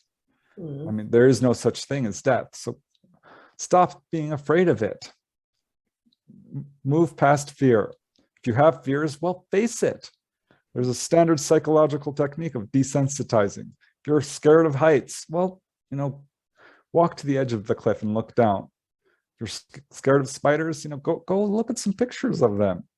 Whatever your fear is, face it and deal with it. Meditation, I cannot recommend it enough. It's in every spiritual practice. It's in every religion. Every so-called, spiritual master agrees upon the power of meditation. It's incredibly helpful in numerous ways. And you don't have to do anything special. You don't have to be a, enlightened monk to be able to do it. It's just physically and mentally relaxing. That's all it is. You don't have to, burn incense or anything. It's just sit down and relax. And 4 or 5 minutes, before you go to bed, when you wake up in the middle of the day, it's incredibly helpful. That's how I started doing OBEs, because that was one of the exercises, is basically meditating. And I'm like, wow, that worked. I think people need to look at themselves and realize, like, you are okay. Yes. You are a good person, and recognize that you are actually a part of this universe. And just to be is enough. You are valid. You don't need to look outside for validation. You are an indivisible, integral part of the universe. And because of that, and I think this is inescapable, you have all the power of the universe within you. You are unlimited. You are immortal, you are eternal, you are autonomous. Love that. It's awesome. It's the best gift ever. It really is. It really is. Oh my gosh. Experiences can be, when my mom died, it was the worst thing I ever went through. Turned out to have a huge silver lining. This pandemic was, gosh, so challenging. And yet, what did it do? People like, I'm quitting this job I hate. I am living with my family, and they realize the importance of love. I'm like, maybe we should start gardening now. If the grocery stores are, emptying out, and people are learning some really good lessons. They really are. It's the nature of life. So yeah, love a lot. I think if people just allowed love and compassion and truth to guide their actions, we'd be a lot better off. Don't buy into the lies. Don't, do your own research. There's a lot of disinformation, particularly in the UFO field. And it disturbs me. And I'm very concerned that people are like waiting for our government to tell us the truth about this. Right. don't hold your breath. They may tell you like, oh, we think it might be X. It hurt them to say extraterrestrials. You could see that it just pains them. But what did they say about Roswell? Nothing. It's a balloon. Haven't mentioned the Phoenix Lights. You know, people who are taken on board, you're still crazy, sorry. And maybe those 144 reports we got, one's a balloon, we know that. That's what they said. Like, why are we even telling them one's a balloon? We think this could be Russian technology or Chinese, or maybe even our own. They said, maybe even our own technology. I'm like, wait, you're the Pentagon, and you're telling us it's you, but you're not sure? Yeah, something's not adding up. Yeah. So Yeah. don't look to the government, the liars. So let me just rephrase that. This, you know, they are lying. Flat out, we know this. They're covering it up. It's not speculation. Don't look to them for answers. I don't think they have our best interests in mind. Maybe not the government as we know it. You know, the senators and mayors and representatives and governors, presidents are all only so much within the 1%er, the control group who has their hands on this technology. The military industrial complex, the Pentagon, the Navy, the NSA, the intelligence agencies. We know who's behind this. You know, the insurance agencies, the bankers, the oil industry, the drug industry, pharmaceutical industry. Yeah. I'm naming it because that's where I've tracked down to, and I think it's not really my specialty. Honestly, I'm not really into the whole negative and conspiratorial aspect of this, but you cannot avoid it. Yeah, agreed. I mean, I think it is important to be realistic, right? I mean, you have to work with the reality that exists around you, and you know, in the 3D, this is what we are experiencing. And so I think, you know, it is, I agree with you, it's necessary to talk about it. It is not avoidable. And it's something that we need to be aware of as part of the, you know, again, dualistic kind of wholeness of our experience here on this earth. So while we got to have fun. That's how I always end my videos. Enjoy your life. Have fun. Yes. Be positive. We have to live our life in love and joy. Sorry, I had to jump in. I love that. I love that. And, you know, people might think that that's living in a rainbows and puppy dogs way, but, you know, it isn't if you ground yourself in how to do that. And so I really appreciate the things you were mentioning, you know, like meditation. Meditation is incredibly grounding, even if you do it for 5 minutes a day, as you were suggesting, or, you know, various short periods through the day. Practicing OBEs, just experimenting with what your mind can do alone is a wonderful thing to play with. But, you know, we do have to have ways of grounding ourselves in our practice and keeping ourselves in a place where we're not going to be so disappointed, discouraged, angry about the way power is being used in our reality, and realize that we always have power ourselves. So I really love what you said about the fact that, you know, each one of us is essentially a universe. We are infinite, we are eternal, meaning that we are consciousness, not our bodies. So earlier when you were talking about death not being real, it's the body that dies, but not the consciousness. The consciousness is energy. It keeps existing and goes into another body. So we have all these opportunities lifetime after lifetime to learn, right? And some of us do, and some of us don't. We're all on our individual paths, but there's a lot of theorizing going on right now about where we're all going, and, you know, the choices that we're making with our environment, with nature, ourselves, each other, that this is going to create, because physics has now verified that we live in a multidimensional reality, you know, that is a fact. There's a lot of theorizing about these different realities that we could end up with or end up in on this planet, depending on our choices, our mindset, our attitude, how much love we're practicing and putting out into the world, things like that.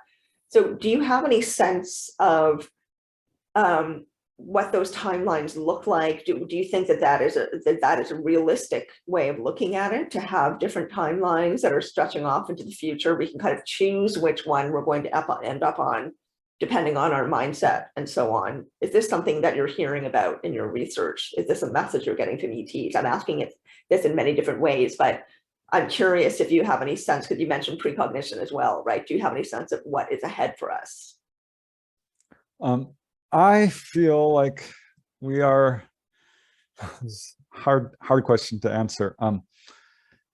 The contactees are pretty consistent in their messages from the ETs, in that we are up for some difficult times because of how we treated our environment and each other, and that the nuclear proliferation and the pollution and our warlike ways and the greed and corruption has led to a very critical situation where there could very well be, widespread loss of life, because we've made our bed and now we have to sleep in it. And Kevin Cameron, who I mentioned earlier, who had seen the room expanding and contracting, had this long conversation with praying mantis ETs, is typical of contactees in that he was shown future events. And he said it was amazing because the wall turns transparent and they're showing them these full-on living color scenes. He says it was like looking out of a window. This was not like a movie. This was like he actually was there watching it. And they told him, since you started exploding nuclear bombs, nuclear materials, you have started a countdown clock. That's the word they use, countdown clock. And they said, these events will happen and you cannot stop them. And they showed him hurricanes, lots of hurricanes, earthquakes, tornadoes, landslides, tsunamis, widespread environmental disasters. This is very, very common. I hear from so many contactees, whether it's in a dream state they've had or a distinct message. It's very consistent. Another lady in Maine has really awake contact. And they told her, you need to stop putting out the greed and corruption you're putting out, or you will destroy your planet like we did. If people should start disappearing from this planet, it's being done by us for the universal good. We've been working with your genetics for millennia. We elevated the emotional intelligence of dogs and cats so they can interact better with you. They said, who you thought were angels? Most of the time that was us. They said, I think Katrina was bad. That ain't nothing to what you're facing in the future, which turned out to be true. And so this is the message we're getting. And I don't want to be all doom and gloom, because I don't think that's the takeaway here. Yeah. Because one, there is no death. So don't fear death. It's a wonderful thing. Death is very healing. It's a wonderful experience. I'm not saying rush forward to it. Live your life on earth. It's very important. But don't fear it. And it's not what you think it is. It's really nice. And I can tell you this from personal experience. And I've taught people how to have OBEs. But, I've had, this lady in Maine who does not want her real name used. I call her Lynette. ET's told her, oh yeah, we're lifting people off. I have my own cases of this. There was a lady I interviewed in Louisiana, Pat Cates is her name, who was taken to the eruption of the Nevado del Ruiz volcano in, when was this, 1986? Thereabouts, and lifted people out of this village, the town of Armero, and pulled over 1,000 people. She thinks probably it was closer to 2,000 or 4,000 because there was another craft. Out of this village, people just followed right in, no questioning. The volcano erupts, the Nevado del Ruiz, and sends a mud flow over the town of Armero and kills, officially, at the death toll is 23,000 people. Whoa. And I'm going to bring that down to, a few thousand at least, because these ETs lifted these people off. I don't think they put them back. And this is the message I hear from many contactees. The sky's filling with UFOs landing, like, go on board. The time is now. And according to Dolly, and her case is more extensive, Dolly Saffron. Yes. Is more extensive than really anyone I've interviewed or read about even. Her case is amazing. And she's, like I said, filling in all the dots. And she says, yeah, we're in for it. We're possibly going to be a magnetic pole shift, micronova from our sun.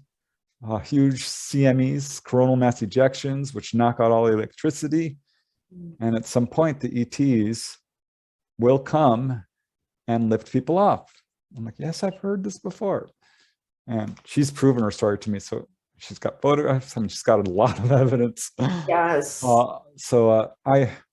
I'm beginning to reach this point, like, okay, maybe we should start listening to contactees. We really should, and stop polluting, stop killing each other, and be ready for open official contact. Because if we reach out to them, if we can all just lay down our arms, if we can learn to love each other and raise ourselves spiritually, like they're trying so hard to get us to do. Yeah. It won't be nearly as traumatic. And can you imagine how wonderful it would be to have a new age where you don't need money anymore? You don't need to pay taxes. Yeah. You have access to actual advanced healthcare that, you live on a planet that's not polluted anymore. You can work for each other in harmony. And that's why I think this is such wonderful news. Because we don't have to live this way anymore. And I honestly can't wait. And I don't know what the timeline is. Dolly says it's not long. Yeah, that's what I'm hearing as well. She says the CME event could happen in 3 years or less. Yeah. So I don't know, but I tend to think, it's gonna happen. To be honest, I wouldn't be completely surprised either. And like you, I don't believe in being doom and gloom and, walking through life as a negative person. I think, cultivating a mindset of positivity, realistic positivity, not being positive about everything all the time to the point that it's ridiculous, which has become a kind of practice in our society these days. But, being positive and optimistic in a grounded way and still being a realist. But, that's what I'm also seeing. That's what I'm also hearing, is that we're in for something very big, and that COVID is part of what's preparing us for that, and that there's a reason why COVID has been or the pandemic period of time has been such a catalyst for so many people to go into spiritual wellness, right? I mean, as you were alluding to before, so many people just in North America alone, I'm in Canada, you're in the US, but just in North America alone, the number of people that have changed their lives dramatically because they had time to stop and think about how they were living, how they actually want to live, what's really important to them.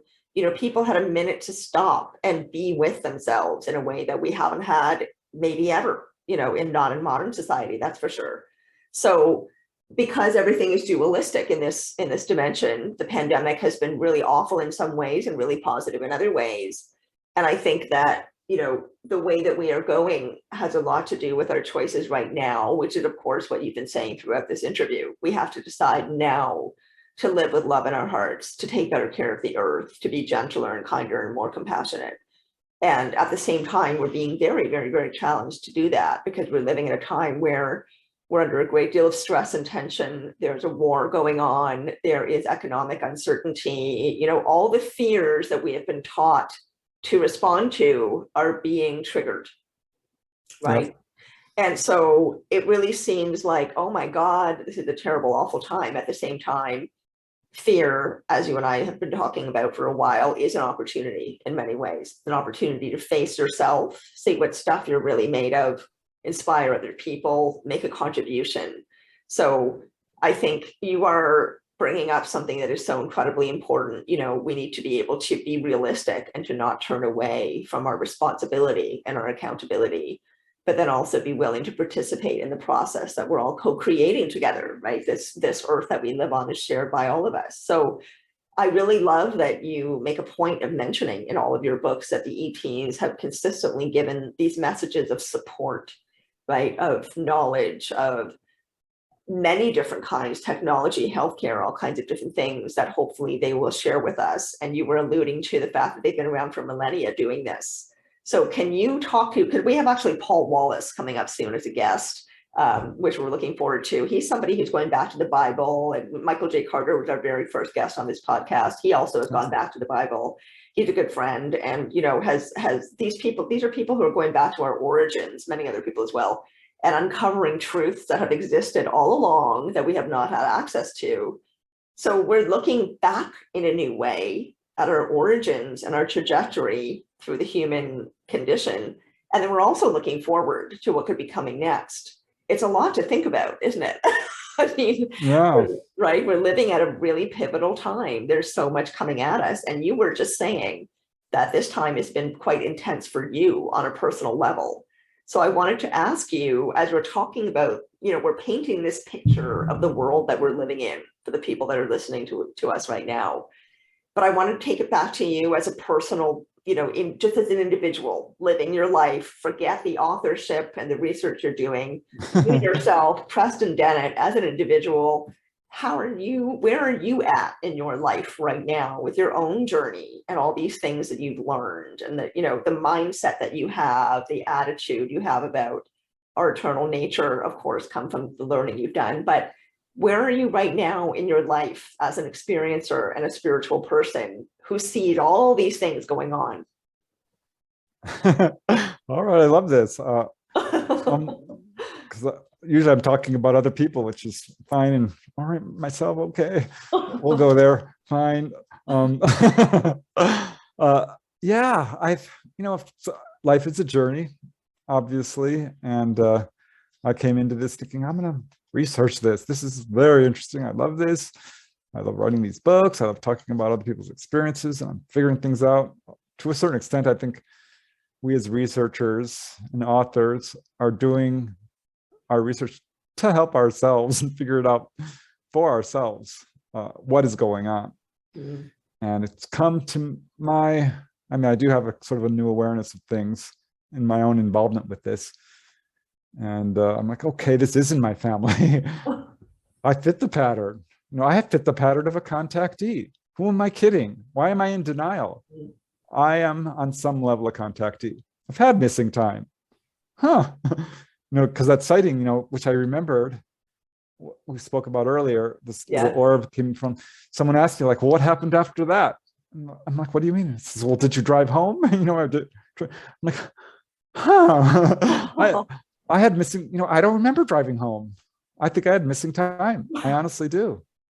And I started to really pay attention to these weird dreams I'm having where I'm in these rounded rooms and there's a 8-foot tall being in a jumpsuit and he's showing me around and the wall turns transparent and we're underwater and he's exuding intelligence and love and spirituality and I can't see his face. I'm like, because how many experiences have I said who told me, I couldn't see their faces. It was blurred out. I'm like, ooh, I forgot about the UFO sighting. I'm like, how could you forget a UFO landing in front of you? I get it, and I did have another, and I'll call it a dream, but I kind of know it's not. Maybe this is what happened during a missing time experience, because I had this, I haven't gone under hypnosis. I want to remember naturally through meditation, through dreams. So I'd often give that suggestion. I had this dream fairly recently, a year ago, where I was in this rounded room and there were all these tables and there's young men and I'm young and we're all learning about free energy. And there's this little machine and they're like, here's, study this. And my first instinct was to, of course, look for the plug. And I'm looking under the table. I'm like, there's no plug. This is very bizarre. And it was just a big, clean, rounded room. And, must have been 50 people in there and we're all at our little separate workstations. And they're like, okay, now we want you to see something. And I didn't see any ETs that I can remember, but there was someone there. I just don't remember. Okay. But they took us out to the edge, right? To this platform and the entire wall goes transparent. And you could see the Milky Way. I'm assuming it was the Milky Way, but not like anything I've ever seen. Because you can see it in a picture or a telescope or on TV or go outside and look at it. But this was stark, real, so detailed, so bright. I mean, it was mind-blowing. I'm like, whoa, this is the most beautiful thing I've ever seen in my life. Yeah, I can imagine. Wow. So I'm like, So yeah, I think on some level, because I've had a bunch of dreams where I'm holding babies. I love babies. And, interviewing people who have contact They're like, hold the baby, give it love. I'm like, could this be happening to me? So this is kind of where I'm at right now. I'm like trying to wrap my head around, am I a contactee? No. Well, wait. Maybe I am. I did have missing time. I have seen UFOs at least a dozen times, which are beyond just lights, because I'm skeptical. If I see a light in the sky and it could be a shooting star, I'm sorry. That's going to be where I'm just going to end it. So yeah, I think on some level, that's kind of where I'm at. And the OBEs are ramping up. Ooh, the experiences I've had. Oh, well, see, this is why we want to have you back. I mean, Jenna and I discussed this. We wanted to have you on yourself tonight to introduce you really to our listeners and to our audience as you and as the author and as the researcher, and talk about everything you're doing. And so your OBE experiences are fascinating. And so I think that, we need to have Dolly Saffron on, as I said to you before we started recording, so that she can tell her story. You can go deeper into your amazing book, your newest book, Symmetry, A True UFO Adventure, which is #1 on Amazon in the ufology category, which just makes us both happy. And it's not even my book, and I'm happy for you. It was #1. It's bouncing around a little bit, but yeah. It's bouncing around a little bit, but it's holding up. It's holding up. Yeah, it's holding up, and it shot up there pretty quickly. So, I mean, you're really gaining traction as a voice in the community. And I really, really, really appreciate your groundedness, your authenticity, your honesty, and the fact that you're coming with this message of love and of, lack of fear, or confronting fear, using fear as a lesson, right, as something to empower ourselves with. And that no matter what our future looks like, you're still delivering this encouraging message, right? I think that part of what I'm getting as I listen to you is that this feeling that we're not, or the reminder that we're not stuck on Earth. Like it's not like, and I say stuck very sarcastically, because Earth is incredible and I love being here. I think this is the most incredible planet.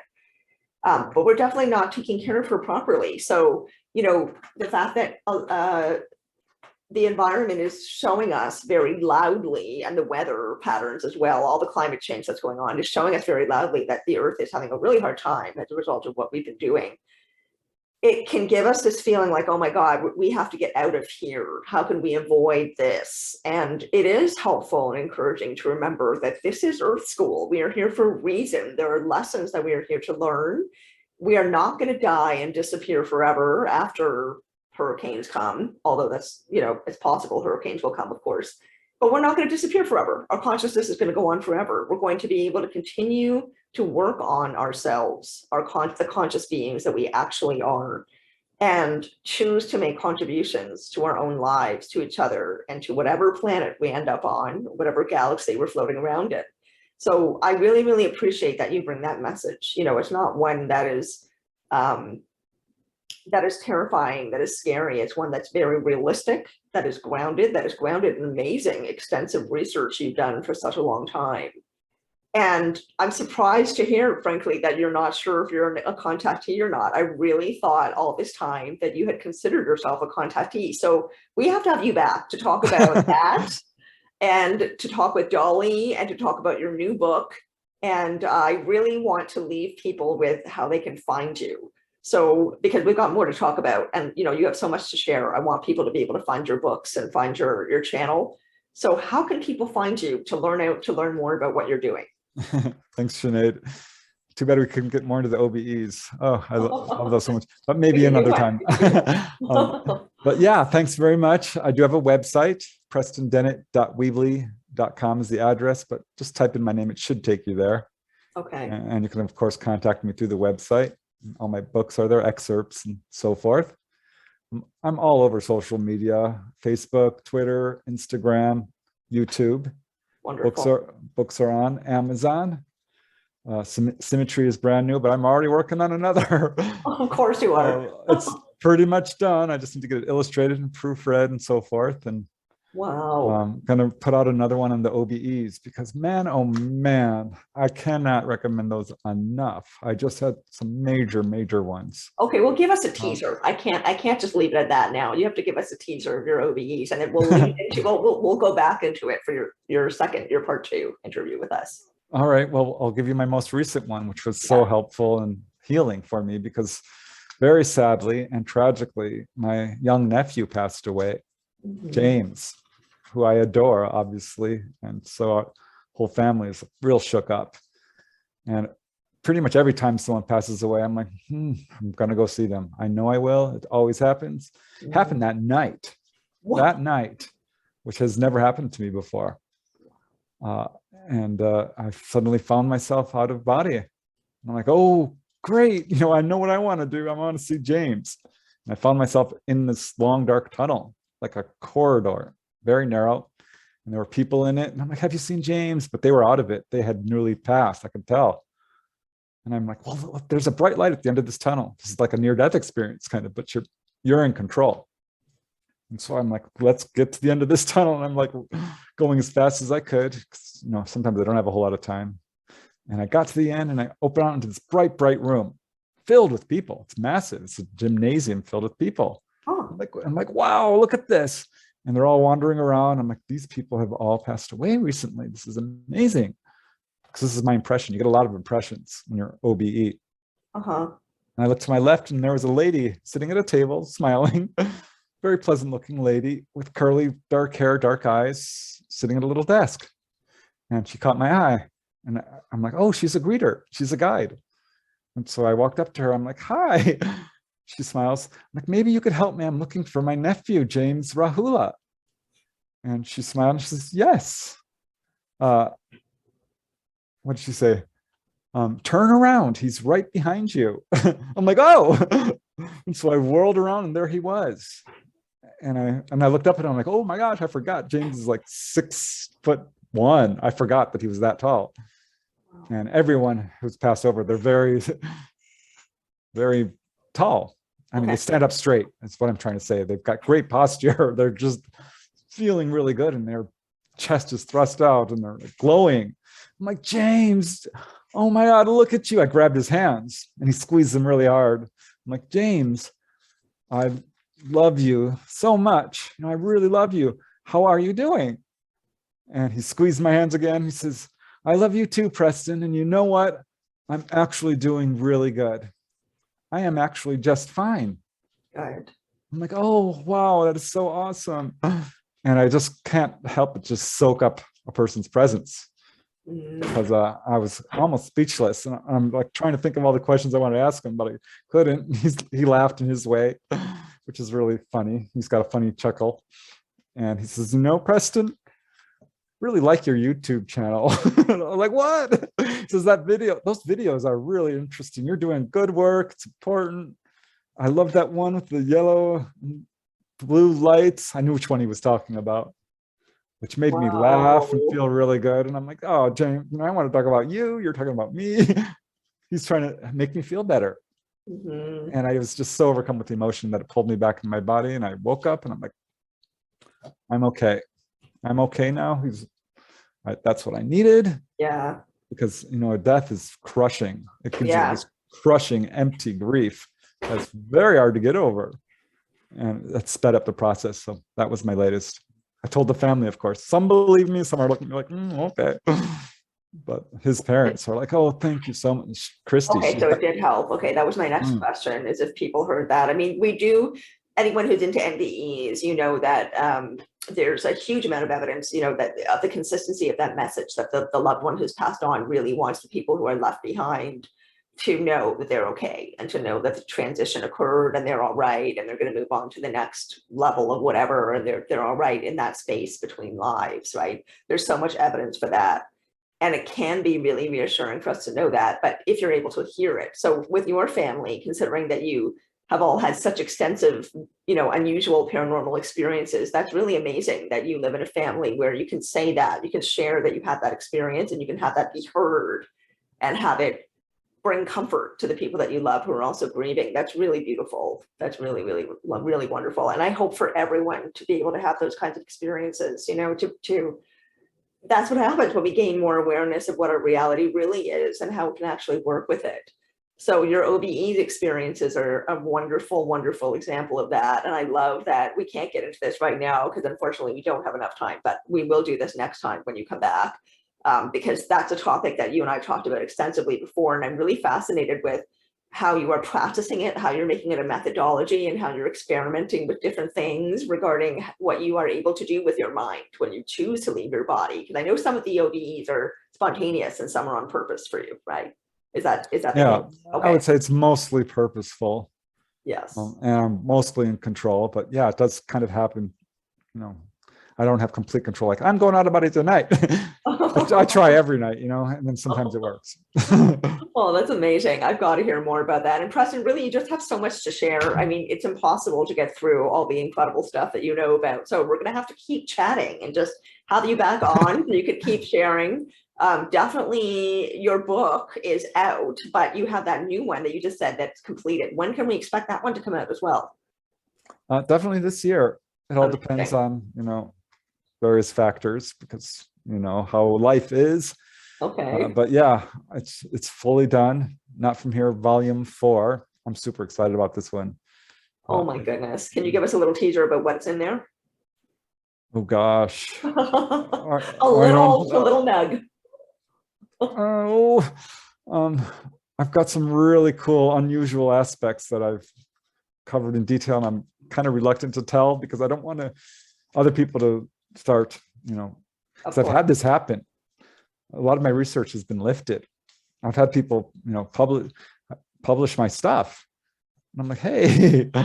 So I'm kind of reluctant to say exactly what it contains, but it's all about the more unusual, outlying aspects of UFO contact, weird patterns. So I think people will find it very interesting. Definitely.